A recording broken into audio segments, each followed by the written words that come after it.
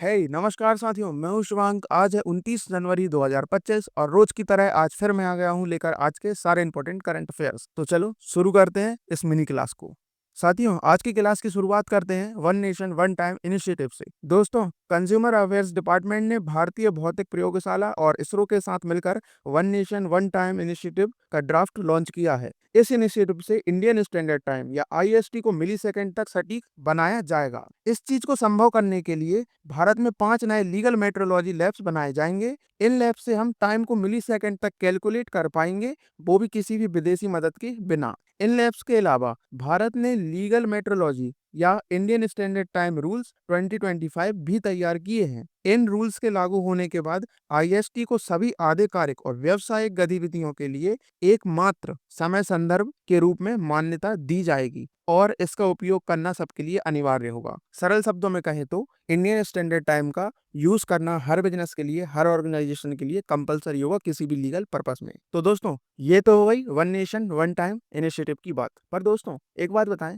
क्या आपने कभी सोचा है कि जो टाइम हम यूज करते हैं इसको आखिर तय कौन करता है, और क्या ये हमेशा से ही ऐसा था या इस टाइम की शुरुआत कब हुई? तो चलो मेरे साथ, मैं आपको इसी बारे में कुछ इंटरेस्टिंग जानकारियां देता हूँ। साथियों, सबसे पहले मुगल्स के समय और उनसे पहले सोलर क्लॉक भारत में यूज हुआ करती थी। मुगलों के समय तो इसके लिए एक अलग से अधिकारी होता था जिसका नाम घरियाला होता था। घरियाला क्या करता था, हर एक शहर में रहता था और उस शहर के लिए समय को मैन्युअली फिक्स किया करता था सन की क्लॉक के हिसाब से। फिर उसके बाद में हमारे देश में आते हैं अंग्रेज, और अंग्रेजों के साथ पहली बार ईस्ट इंडिया कंपनी भारत के लिए अपने ऑफिशियल मेट्रोलॉजिकल कमिश्नर नियुक्त करती है। तो ये जो कमिश्नर थे वो थे जॉन गोल्डिंगम जी। तो ये जो जॉन गोल्डिंगम जी थे ये भारत आते हैं और आज से 220 साल पहले सन 1800 में मद्रास में ग्रीनविच टाइम लाइन जो लंदन से जाती है उसके आधार पर मद्रास को एक स्टैंडर्ड टाइम देते हैं। तो ये जो उन्होंने स्टैंडर्ड टाइम दिया था, फिर इसी के आधार पर इसके 30 मिनट पहले कोलकाता टाइम जोन बनाया जाता है और इसके 30 मिनट बाद बॉम्बे टाइम जोन बनाया जाता है। इस तरीके से हमारे पास में 3 टाइम जोन पहली बार हो जाते हैं और इनके माध्यम से हम पहली बार सोलर क्लॉक को छोड़कर 1800 की शुरुआत में स्टैंडर्ड टाइम की तरफ बढ़ते हैं जो ग्रीनविच से कंट्रोल थे। उसके बाद में आता है 1905। तो 1905 में ब्रिटिशर्स निर्णय लेते हैं कि हम 82.5 डिग्री पूर्वी देशांतर को भारत का स्टैंडर्ड टाइम बनाएंगे। तो इस तरीके से Bombay time zone, Kolkata time zone और मद्रास टाइम जोन के साथ में 3 और अलग अलग टाइम जोन को जोड़कर एक इंडियन स्टैंडर्ड टाइम पहली बार बनाया जाता है जो 82.5 डिग्री से जाता है। तो इस तरीके से 1905 में पहली बार इंडियन स्टैंडर्ड टाइम बनता है। और फाइनली जब अंग्रेज भारत छोड़ के जाते हैं 1947 में, तो 1947 में हम बाकी सारे टाइम जोन को खत्म करके इंडियन टाइम जोन को पूरे भारत में अनिवार्य कर देते हैं। तो 1947 के बाद में अब इसमें बदलाव होने जा रहा है जिसमें हम इसको अब मिली सेकंड की प्रिसीजन तक लेके जाने वाले हैं। और अब दूसरा सवाल कि इसको मेंटेन कैसे किया जाता है। तो दोस्तों, ये बहुत इंटरेस्टिंग चीज है कि इसको मेंटेन करने के लिए सीएसआईआर ने अपनी एक अलग से लैब बनाई है जिसका नाम एनपीएल है। तो एनपीएल के पास में एक एटॉमिक क्लॉक है। ये जो एटॉमिक क्लॉक है 82.5 पूर्वी देशांतर को मानक मानकर पूरे भारत का समय फिक्स करती है। तो याद रखो, भारत में इंडियन स्टैंडर्ड टाइम को मेंटेन करने का जिम्मा सीएसआईआर के पास में है। और पहली बार भारत में मानक समय का कॉन्सेप्ट जॉन गोल्डिंगम जी 1802 में लाए थे और 1905 में पहली बार इंडियन स्टैंडर्ड टाइम भारत में लागू कर दिया गया था। मुझे उम्मीद है कि आपको ये जानकारी पसंद आई होगी। चलो अब इसी के साथ चलते हैं अगले करंट अफेयर की तरफ, जिसमें भारतीय विदेश सचिव विनय क्वात्रा ने बीजिंग में चीनी विदेशी मंत्री वांग यी से मुलाकात की। इस बैठक के दौरान दोनों देशों ने कई अहम समझौते पर हस्ताक्षर किए हैं। इन एग्रीमेंट में से आपके पेपर के लिए एक बहुत इंपॉर्टेंट एग्रीमेंट जो है वो कुछ इस प्रकार है। भारत और चीन इस बात पे एग्री हो गए हैं कि अब चीन में मानसरोवर यात्रा को वापस शुरू किया जा सकता है। ये मानसरोवर यात्रा को 2020 में स्थगित कर दिया गया था। और इसके अलावा भारत और चीन के बीच में डायरेक्ट फ्लाइट, सीधी उड़ानों, वीजा पॉलिसी, वीजा नीतियों को दोबारा से बहाल करने का निर्णय लिया गया है और ये दोबारा रिज्यूम कर दिया जाएगा। इसी के साथ ही दोनों देशों ने ट्रांस बॉर्डर नदियों और जलवायु डेटा पर भी बातचीत शुरू करने का निर्णय लिया है। अब चीन की बात हो ही रही है तो चीन से जुड़े कुछ और इंपॉर्टेंट करंट अफेयर्स रिवाइज कर लेते हैं। नंबर 1, चीन या दक्षिणी तिब्बत, जैसे हम यारलुंग जांगबो भी कहते हैं, में ब्रह्मपुत्र पर दुनिया का सबसे बड़ा हाइड्रो पावर प्रोजेक्ट बन रहा है। नंबर 2, चीन के सियांग क्षेत्र में तियानसान सेंगली टनल को दुनिया का सबसे बड़ा एक्सप्रेस वे टनल घोषित कर दिया गया है चलो अब अगले करंट अफेयर में चलते हैं महाराष्ट्र की तरफ, जहां महाराष्ट्र का पहला सौर ऊर्जा पार्क स्थापित होने जा रहा है। इस पार्क का नाम छत्रपति शिवाजी महाराज सौर ऊर्जा पार्क है। इस सोलर पार्क को सोलापुर में 1.2 गीगावाट क्षमता के साथ में विकसित किया जा रहा है। यह परियोजना भारत के हरित ऊर्जा लक्ष्यों या रिन्यूएबल एनर्जी टारगेट्स को समर्थन देने के साथ साथ 2070 तक भारत को कार्बन न्यूट्रल करने के हमारे लक्ष्य को पूरा करने में बहुत मदद करेगी। इस परियोजना के अलावा HMPL या हजूर मल्टी प्रोजेक्ट्स लिमिटेड ने महाराष्ट्र और आंध्र प्रदेश में और भी कई सोलर हाइब्रिड प्रोजेक्ट्स शुरू करने की योजना बनाई है। इन सोलर पार्क से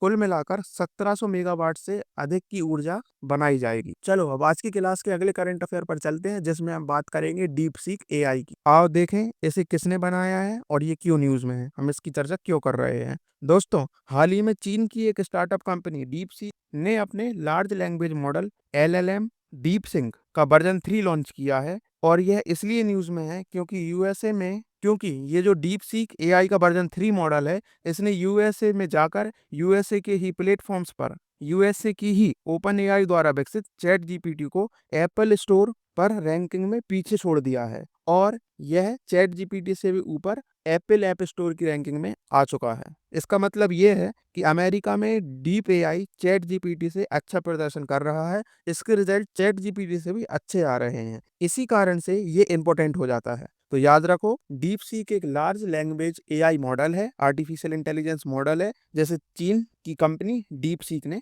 बनाया है। साथियों, जब LLM की बात हो ही रही है तो ये भी याद रखो कि ओला के संस्थापक भावेश अग्रवाल ने हाल ही में भारत का पहला AI चैटबॉट कृत्रिम AI लॉन्च किया है, जो ओपन AI के चैट GPT, गूगल के जेमिनी को मुकाबला देने के लिए तैयार है। चलो अब क्रिकेट की दुनिया में चलते हैं, जहां भारत की महिला क्रिकेट टीम की ओपनर स्मृति मंधाना को ICC की ओर से 2024 की वुमेन्स ODI या one day international cricketer of the year का अवार्ड दिया गया है। वहीं भारत के तेज गेंदबाज जसप्रीत बुमराह को 2025 के लिए ICC men's test cricketer of the year का सम्मान दिया गया है। बुमराह इसी के साथ अब भारत के छठे क्रिकेटर बन गए हैं जिन्हें यह प्रतिष्ठित पुरस्कार मिला है। इनसे पहले मात्र 5 लोगों को men's test cricketer of the year का अवार्ड मिला था। इसके अलावा क्या आपको याद है कि हमने कल पढ़ा था कि भारत के प्रमुख गेंदबाज असरदीप सिंह जी को ICC men's T20 international cricketer of the year के रूप में चुना गया है। तो अब हमारे पास इनको मिलाकर ICC cricketer of the year से जुड़े 3 प्लेयर आ चुके हैं, जिनमें सबसे पहले हैं women ODI cricketer of the year Smriti Mandhana ji बनी है। फिर उसके बाद में best test cricketer Jasprit Bumrah ji बने हैं और best T20 cricketer of the year Arshdeep Singh ji बने हैं। चलो अब आज के अगले करंट अफेयर पर चलते हैं, जिसमें 25 जनवरी 2025 को भारत के प्रसिद्ध cardiac surgeon doctor MK Cherian का निधन हो गया है। ये निधन इसलिए इम्पोर्टेंट है क्योंकि डॉक्टर चेरियन ही वह व्यक्ति थे जिन्होंने भारत का पहला कोरोनरी बाईपास और हार्ट लंग ट्रांसप्लांट किया था। इन्होंने फ्रंटियर लाइफलाइन अस्पताल और फ्रंटियर मेडिविल की स्थापना की थी, जो आज कार्डियक रिसर्च में भारत में सबसे आगे आते हैं। और इसी के साथ एक और महत्वपूर्ण यूनिक बात ये भी याद रखो कि इनकी जीवनी जस्ट एन इंस्ट्रूमेंट इनके निधन के कुछ दिन पहले ही लॉन्च की गई थी। चलो अब आज की क्लास के अंतिम करंट अफेयर में चलते हैं, जिसमें एक बहुत इंपॉर्टेंट अवार्ड दिया गया है। दोस्तों, दूरदर्शन को 2024 में लोकसभा चुनाव के दौरान उनके द्वारा चलाए गए वोटर अवेयरनेस कार्यक्रमों के लिए इलेक्शन कमीशन ऑफ इंडिया ने अपना EIC मीडिया अवार्ड दिया है। इलेक्शन कमीशन ऑफ इंडिया ने अपना मीडिया अवार्ड दूरदर्शन को दूरदर्शन के प्रोग्राम चुनाव का पर्व देश का गर्व नामक सीरीज तैयार करने के लिए दिया है, जो वोटर एजुकेशन पर आधारित 30 शॉर्ट फिल्म्स की सीरीज थी, जो मल्टीलैंग्वेज थी और इसके माध्यम से लोगों को मतदान के महत्व के बारे में बताया था और उनको ज्यादा से ज्यादा मतदान करने के लिए जागरूक किया था। अब आप कमेंट में बताओ कि भारत के वर्तमान चीफ इलेक्शन ऑफिसर कौन है। नहीं पता तो डिस्क्रिप्शन देखो, वहां सही आंसर मेंशन्ड है। तो दोस्तों, इसी के साथ हमने आज के सारे इंपॉर्टेंट करंट अफेयर खत्म कर लिए हैं। इस वीडियो की PDF डाउनलोड करने के लिए और क्विज अटेम्प्ट करने के लिए डिस्क्रिप्शन में दी हुई लिंक पर क्लिक करो। चलो मिलते हैं कल। Till then keep hustling, keep moving, bye bye. This is Shyank Dubey signing off. This is prepareeasy.com, and here we make your preparation easy.